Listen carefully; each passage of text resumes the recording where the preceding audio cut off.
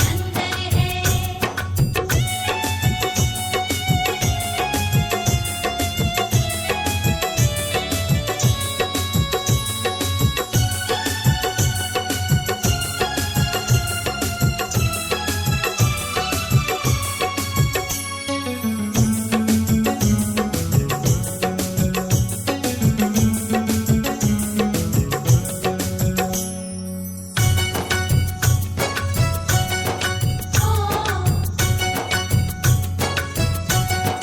तेरी जो ज्योति आए गूंगा भी गाना गाए, लंगड़ा भी पर्वत चढ़े, कोढ़िया भी मन को भाए।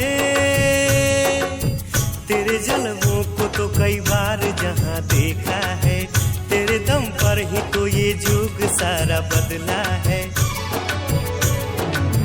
जिसे अपना ले तू वो भाग्य का सिकंदर है, जिसे अपना ले तू वो भाग्य का सिकंदर है। कई सूरज कई चांद तेरे अंदर है, कई सूरज कई चांद तेरे अंदर है। कई सूरज कई चांद तेरे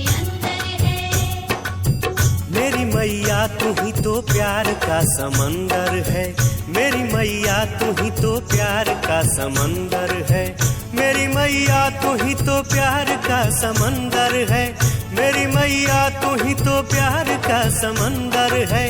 कई सूरज कई चांद तेरे अंदर है,